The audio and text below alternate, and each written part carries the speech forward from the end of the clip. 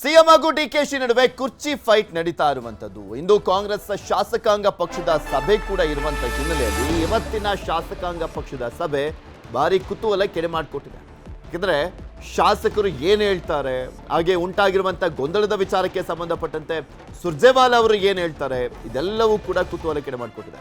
ಸುರ್ಜೇವಾಲಾ ನೇತೃತ್ವದಲ್ಲಿ high voltage meeting ನಡೆಯಲಿರುವಂಥದ್ದು. CM ಕುರ್ಚಿ ವಿವಾದದ ಬಗ್ಗೆ ಇಂದು ಮಹತ್ವದ ಚರ್ಚೆ ನಡೆಯುತ್ತೆ. ಡಿನ್ನರ್ ಸಭೆಯ ಬಗ್ಗೆನೂ ಕೂಡ ಚರ್ಚೆ ಆಗುತ್ತೆ.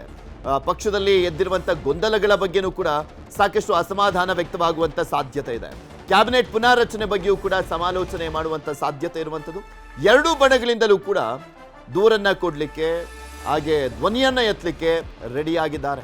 ಸದ್ಯ ಗಾಂಧಿ ಭಾರತ ಪೂರ್ವಭಾವಿ ಸಭೆ ನಡೀತಾ ಇರುವಂಥದ್ದು. ಕೆಪಿಸಿಸಿ ಭಾರತ್ ಜೋಡೋ ಭವನದಲ್ಲಿ ಸಭೆಯನ್ನ ಮಾಡಲಾಗ್ತಾ ಇದೆ. ಸುರ್ಜೇವಾಲಾ, ಡಿಕೆಶಿ, ಕೆಎಚ್ ಮುನಿಯಪ್ಪ, ಸತೀಶ್ ಜಾರಕಿಹೊಳಿ ಸೇರಿದಂತೆ ಪಕ್ಷದ ಸಚಿವರು, ಶಾಸಕರು ಭಾಗಿಯಾಗಿದ್ದು ಸಿಎಂ ಇನ್ನೇನು ಕೆಲವೇ ಕ್ಷಣಗಳಲ್ಲಿ ಭಾಗಿಯಾಗಲಿದ್ದಾರೆ.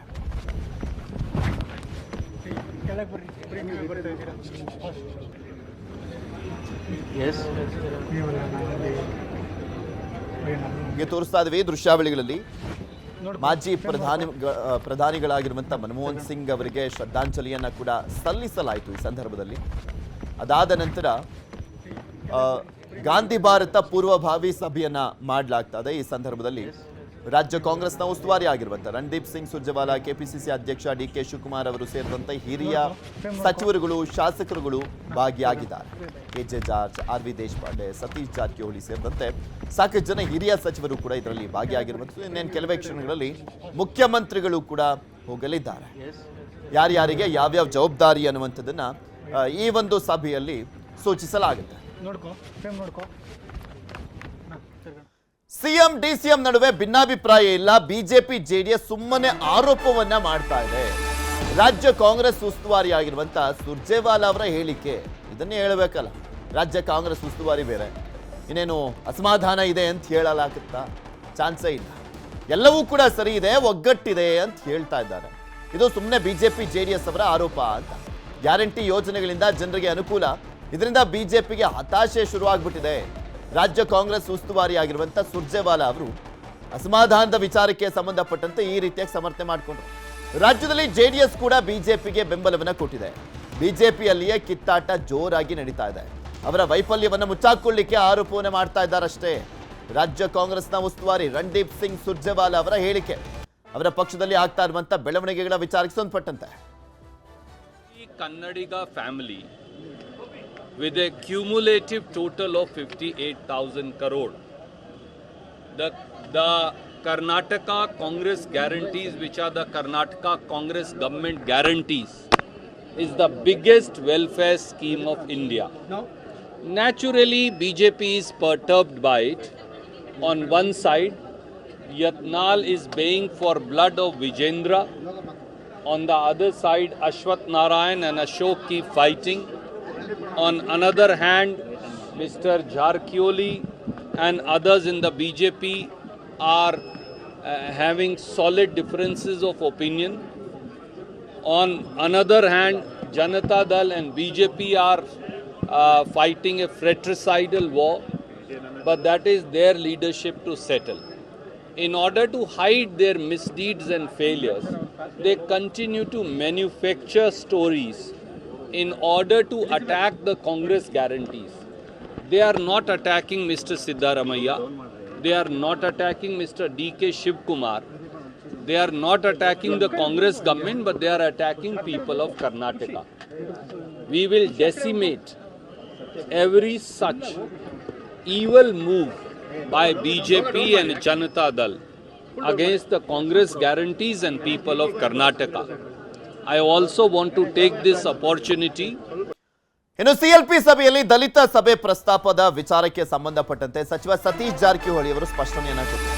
ಸಿಎಲ್ಪಿ ಸಭೆಯಲ್ಲಿ ದಲಿತ ಶಾಸಕರು ಕೂಡ ಇರ್ತಾರೆ, ನಾವು ಹೇಳೋದು ಏನೂ ಇಲ್ಲ. ಸಭೆಯ ಅಧ್ಯಕ್ಷ ಪರಮೇಶ್ವರ್, ನಾನು ಜಸ್ಟ್ ಸದಸ್ಯ ಅಷ್ಟೇ ಅಂತ ಸತೀಶ್ ಜಾರಕಿಹೊಳಿ ಅವರ ಹೇಳಿಕೆ. ದಲಿತ ಶಾಸಕರು ಮತ್ತು ಸಚಿವರ ಒಂದು ಡಿನ್ನರ್ ಸಭೆಯನ್ನ ಕರೆಯಲಾಗಿತ್ತಲ್ಲ ಪರಮೇಶ್ವರ್ ಅವರ ನೇತೃತ್ವದಲ್ಲಿ, ಆ ವಿಚಾರಕ್ಕೆ ಸಂಬಂಧಪಟ್ಟಂತೆ ಮಾತನಾಡಿದ್ರು ಸತೀಶ್ ಜಾರಕಿಹೊಳಿ. ನಾವು ಹೇಳುವಂಥದ್ದು ಏನೂ ಇಲ್ಲ, ಸಿಎಲ್ಪಿ ಸಭೆಯಲ್ಲಿ ದಲಿತ ಶಾಸಕರು ಕೂಡ ಭಾಗಿಯಾಗ್ತಾರೆ, ಯಾರ್ಯಾರು ಏನೇನು ಮಾತನಾಡ್ತಾರೆ ನೋಡಬೇಕು, ಅವರವರ ಅಭಿಪ್ರಾಯಗಳನ್ನು ವ್ಯಕ್ತಪಡಿಸ್ತಾರೆ ಅನ್ನುವ ರೀತಿಯಲ್ಲಿ ಹೇಳಿದ್ದಾರೆ. ಅದಕ್ಕೆ ಹೆಡ್ ಇದ್ದಾರೆ ಹೋಮ್ ಮಿನಿಸ್ಟರ್. ಸರ್ ಈಗ ನೀವು ಕೂಡ ನಾವು ಅದ್ರ ಮೆಂಬರ್ ಅಷ್ಟೇ. ಸರ್ ಈಗ ಪ್ರಸ್ತಾಪ ಮಾಡಬೇಕಾದ ಅವ್ರವ್ರು ಮಾಡಲಿ. ಕೋರ್ ಟೀಮ್ ಅಲ್ವಾ ಸರ್ ಎಲ್ಲ ಸೇರಿ, ಹಾಗಾಗಿ ನಾವು ಮೆಂಬರ್ ಮೆಂಬರ್ ಅಲ್ವಾ ಸರ್ ನೀವು? ಚೇರ್ಮನ್ರು ಹೋಮ್ ಮಿನಿಸ್ಟರ್ ಇದ್ದಾರೆ, ಅವ್ರು ಪ್ರಸ್ತಾಪ ಮಾಡಬೇಕು. ನಾವು ಮತ್ತೆ ಮಾಡ್ತೀವಿ, ಅನುಮತಿ ಕೊಡಿ ಅಂತ ಕೊಟ್ರೆ ಮಾಡೋ. ಈ ಸಲ ಗ್ರ್ಯಾಂಡ್ ಆಗಿ ಮಾಡೋಣ. ಇನ್ನು ಶಾಸಕ ಆರ್ ವಿ ದೇಶಪಾಂಡೆ ಮಾತನಾಡಿ, ಡಿನ್ನರ್ ಸಭೆ ಕರೆಯೋದ್ರಲ್ಲಿ ತಪ್ಪೇನಿದೆ, ಯಾರು ಬೇಕಾದರೂ ಡಿನ್ನರ್ ಪಾರ್ಟಿಯನ್ನ ಮಾಡಬಹುದು, ನಮ್ಮಲ್ಲಿ ಯಾವ ಭಿನ್ನಾಭಿಪ್ರಾಯವಿಲ್ಲ, ಎಲ್ಲರೂ ಕೂಡ ವಿಶ್ವಾಸದಲ್ಲೇ ಇದ್ದಾರೆ ಅಂತ ಹೇಳಿದ್ರು. ಭಿನ್ನಾಭಿಪ್ರಾಯ ಎಲ್ಲ ಎಲ್ಲರೂ ಒಕ್ಕಡದಿಂದ ಕೆಲಸ ಮಾಡ್ತಾ ಇದ್ದಾರೆ. ದಲಿತ ಶಾಸಕರು ಮಾಡಬಾರ್ದು, ಬ್ರಾಹ್ಮಣ ಶಾಸಕರು ಮಾಡಬೇಕು, ವಕೀಲರು ಶಾಸಕರು ಮಾಡಬಾರ್ದು, ಹಾಗೇನಿಲ್ಲ. ಡಿನ್ನರ್ ಯಾವಾಗಲೂ ಯಾರು ಮಾತಾಡಿ ಮಾಡ್ಬೋದು. ಈಗ ನನ್ನ ಮನೆಯಲ್ಲಿ ಯಾವಾಗಲೂ ಡಿನ್ನರ್ ಮಾಡ್ತಾ ಇರ್ತೇನೆ ನಾನು. ಏನು ತಪ್ಪದೆ? ಪ್ರತಿಯೊಬ್ಬರ ಮನೆಯಲ್ಲಿ ಡಿನ್ನರ್ ನಡೆಯುತ್ತೆ. ಯಾರು ಅತಿಥಿ ಇರ್ತಾರೆ, ಆಕ್ಸಿಡೆಂಟ್ಲಿ ಒಬ್ಬ ಪೊಲಿಟಿಷಿಯನ್ ಇರ್ಬೋದು. ಅರ್ಥ ರಾಜಕೀಯ ನಾಯಕರಿಗೆ ಮನೆಗೆ ಊಟ ಕರಿಬಾರ್ದು, ಹಾಗೇನಿಲ್ಲ.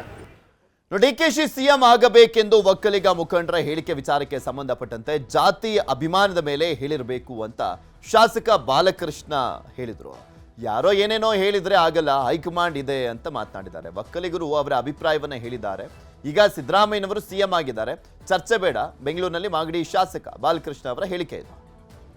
ಸಿಎಂ ಅವ್ರು ಹಾಗೆ ಆಗ್ತಿರೋದು ಗ್ಯಾರಂಟಿ. ಅದು ವಿಚಾರನ ಈ ಸಿಎಂ ಈಗಿರೋ ಸಿದ್ದರಾಮಯ್ಯವ್ರ ನಂತರ ಡಿ ಸಿ ಎಂ ಅವರೇ ಆಗಬೇಕು. ಅದ ನಂತರ ಬೇರೆ ಬೇರೆಯವರೆಲ್ಲ ಇದ್ದಾರೆ. ನಮ್ಮ ಪಕ್ಷದಲ್ಲಿ ಹಲವಾರು ಜನ ಇದ್ದಾರೆ ಮುಖಂಡರುಗಳು, ಮುಖ್ಯಮಂತ್ರಿ ಆಗ್ತಕ್ಕಂಥ ಅರ್ಹತೆ ಇರ್ತಕ್ಕಂಥ ಅನೇಕ ಜನ ಇದ್ದಾರೆ. ಈಗ ಡಿ ಸಿ ಎಂ ಅವ್ರಿಗೆ ನೆಕ್ಸ್ಟ್ ಅವಕಾಶ ಈ 5 ವರ್ಷದಲ್ಲಿ ಆಗ್ತಾರೆ ಅಂತಾನೆ ಸರ್? ಇದೇ ಅವಧಿಯಲ್ಲಿ ಅದು ಹೈಕಮಾಂಡ್ ತೀರ್ಮಾನ ಮಾಡಬೇಕು. ಅದನ್ನ ಹೇಳೋದು ದೊಡ್ಡವನಲ್ಲ. ಇವತ್ತಿನ ಸಿಎಲ್ಪಿ ಸಭೆಯಲ್ಲಿ ಸಾಕಷ್ಟು ವಿಚಾರಗಳು ಚರ್ಚೆ ಆಗುವಂತ ಸಾಧ್ಯತೆ ಇರುವಂತದ್ದು. ಅದರಲ್ಲೂ ಪ್ರಮುಖವಾಗಿ ಕುರ್ಚಿಯ ವಿಚಾರಕ್ಕೆ ಸಂಬಂಧಪಟ್ಟಂತೆ ಏನ್ ಹೇಳ್ತಾರೆ ಅನ್ನುವಂಥದ್ದು ಕೂಡ ಕುತೂಹಲ ಕೆಡೆ ಮಾಡಿಕೊಟ್ಟಿದೆ. ಸುರ್ಜೇವಾಲಾ ಅವರು ಏನ್ ಹೇಳ್ತಾರೆ ಅಂತ. ಯಾಕೆಂದ್ರೆ ಈ ಒಂದು ಕುರ್ಚಿಯ ಕಿತ್ತಾಟದ ವಿಚಾರ ಇದೆಯಲ್ಲ, ಸಾಕಷ್ಟು ಗೊಂದಲಕ್ಕೆ ಎಡೆ ಮಾಡಿಕೊಟ್ಟಿದೆ. ಇಲ್ಲಿ ಮೇಯ್ನ್ ಆಗಿ KN ರಾಜಣ್ಣ ಅವರೇ ಹೇಳ್ತಾ ಇದ್ರಪ್ಪ, ಇವರು ಯಾವುದೇ ಚರ್ಚೆ ಇಲ್ಲ, ಅಂಥದ್ದೇನು ಆಗ್ತಾ ಇಲ್ಲ, ಗೊಂದಲ ಇಲ್ಲ, ಎಲ್ಲ ಬರೀ ಬಿಜೆಪಿ JDS ಅವರು ಅಂತ ಹೇಳ್ತಾ ಇದ್ರಲ್ಲ. ಹಾಗಾದ್ರೆ KN ರಾಜಣ್ಣ ಯಾಕೆ ಹೇಳ್ಬೇಕಾಗಿತ್ತು? ಮಧ್ಯಂತರ ಸಿಎಂ ಆಗೋದು ಬೇಡ, DK ಶಿವಕುಮಾರ್ ಅವರು ಮುಂದೆ ಅವರ ನೇತೃತ್ವದಲ್ಲಿ ಚುನಾವಣೆ ಆಗ್ಬಿಟ್ಟು ಅವರೇ ಆಗ್ಲಿ ಅಂತೆಲ್ಲ ಹೇಳಿದ್ರಲ್ಲ. ಹಾಗಾದ್ರೆ ಯಾಕೆ DK ಶಿವಕುಮಾರ್ ಅವರು ಫೈಟ್ ಮಾಡ್ತಾ ಇದ್ದಾರೆ ಅನ್ನುವಂಥ ಅರ್ಥದಲ್ಲೇ ಮಾತನಾಡಿದ್ದು KN ರಾಜಣ್ಣ ಅವರು. ಸೊ ಅದಕ್ಕೆ ಇವತ್ತಿನ ಶಾಸಕಾಂಗ ಸಭೆಯಲ್ಲಿ ಯಾವೆಲ್ಲ ವಿಚಾರಗಳು ಚರ್ಚೆ ಆಗ್ತವೆ, ಆ ಬೇಡಿಕೆಗಳಿಗೆ ಏನು ಆನ್ಸರ್ ಬರುತ್ತೆ ಅನ್ನುವಂಥದ್ದನ್ನು ಕಾದು ನೋಡಬೇಕಾಗಿದೆ. ಇದೆಲ್ಲದ್ರ ಬಗ್ಗೆ ಇನ್ನಷ್ಟು ಮಾಹಿತಿಯನ್ನು ಕೊಡ್ತಾ ಹೋಗ್ತಾರೆ ನಮ್ಮ ಪ್ರತಿನಿಧಿ ಅಬ್ಬಾಕ ತಿಮ್ಮೇಗೌಡರು. ನಮ್ಮ ಜೊತೆ ನೇರ ಸಂಪರ್ಕದಲ್ಲಿ ಜಾಯ್ನ್ ಆಗಿದ್ದಾರೆ. ತಿಮ್ಮೇಗೌಡ್ರೆ, ಇವತ್ತು CLP ಸಭೆ ಎಷ್ಟೊತ್ತಿಗೆ ನಡೆಯುತ್ತೆ? ಆಲ್ಮೋಸ್ಟ್ ಎಲ್ಲ ಶಾಸಕರು ಬಂದಿದ್ದಾರಾ? ಇವತ್ತಿನ CLP ಸಭೆಯಲ್ಲಿ ಯಾವೆಲ್ಲ ವಿಚಾರಗಳು ಪ್ರಮುಖವಾಗಿ ಚರ್ಚೆ ಆಗ್ಬೋದು? ಹಾಗೆ ಬಣ ರಾಜಕೀಯದ ವಿಚಾರಕ್ಕೆ ಸಂಬಂಧಪಟ್ಟಂತೆ ಜೋರಾಗಿ ಒಂದು ಧ್ವನಿ ಎದ್ದೇಳ್ಬೋದು ಅಂತ ಕಾಣಿಸುತ್ತೆ ಇವತ್ತಿನ CLP ಸಭೆಯಲ್ಲಿ.